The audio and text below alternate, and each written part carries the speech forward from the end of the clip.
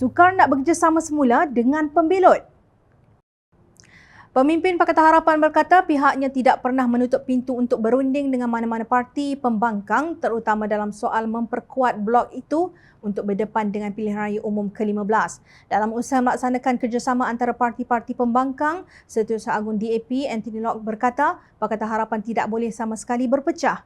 Dari segi kerjasama dengan parti pembangkang lain, kita usaha merapatkan semua pihak. Itu satu proses yang masih berlanjutan. Contohnya di Parlimen apabila ada rang undang-undang anti lompat parti, kita jemput parti lain bersama-sama kita. Kita tak tutup peluang kerjasama dengan parti lain tapi kita ada parameter kita siapa yang boleh dirundingi. Yang penting jangan berlawan antara satu sama lain, katanya lapor media. Bagaimanapun, Anthony berkata agak sukar untuk bekerjasama dengan Bersatu selepas parti tersebut menggulingkan rakan dalam bahtera yang sama menerusi langkah Sheraton pada 23 Februari 2020. Bukan hanya Bersatu mengkhianati rakan sendiri yang telah membantunya untuk memenangi pilihan raya umum ke-14. Parti itu bersekongkol dengan Barisan Nasional yang pernah diwiritnya sebagai kleptokrasi. Kerana ketamakan pimpinan parti itu untuk menjunjung presidennya Tan Sri Mahyadin Mat Yassin, kini Barisan Nasional kembali menguasai Putrajaya setelah beliau digulingkan. Pada 24 April lalu, Mahyadin berkata pihaknya bersedia berunding dengan mana-mana parti bagi menghadapi pilihan raya umum ke-15. Pengerusi Perikatan Nasional itu berkata kerjasama antara parti penting bagi memastikan saingan satu lawan satu dengan Barisan Nasional pada pilihan raya umum ke-15 demi mengelakkan perpecahan undi. Kita bersedia dan mengamalkan sikap terbuka untuk mewujudkan kerjasama pada pilihan raya kerana ia penting bagi mengelakkan perpecahan undi seperti yang kita saksikan berlaku di Melaka dan Johor. Kita memang sudah mula tapi kita tak buat apa-apa pengumuman, masih pada peringkat awal. Namun dalam pertemuan awal pun sudah ada petanda agak memberangsangkan. Mereka ada persediaan untuk berbincang, cuma kita belum selesai lagi mengenai cara bagaimana hendak membentuk persefahaman untuk mengelakkan pertemuan, katanya seperti dipetik Berita Harian.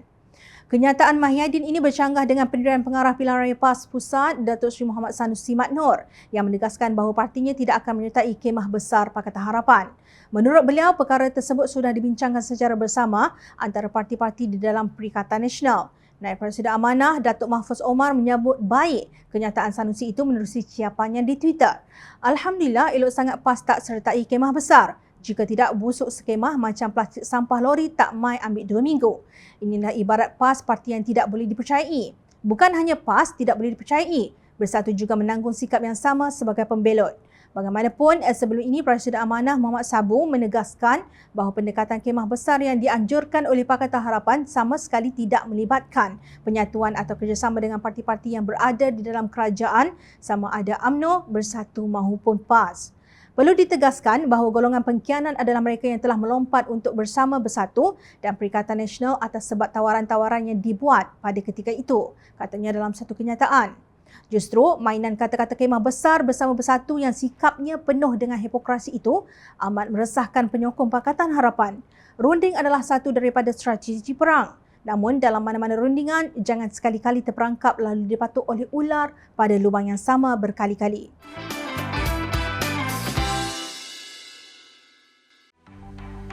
Mencari maklumat dan berita politik yang bebas, kupasan yang tepat, panas. Dapatkannya secara eksklusif hanya di Jom Channel. Komitmen kami, pentasan berita Isnin hingga Jumaat.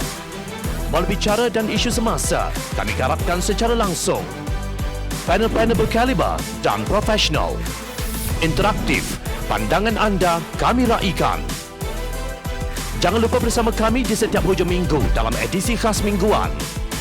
Jom Channel, moving forward, sharing a new experience.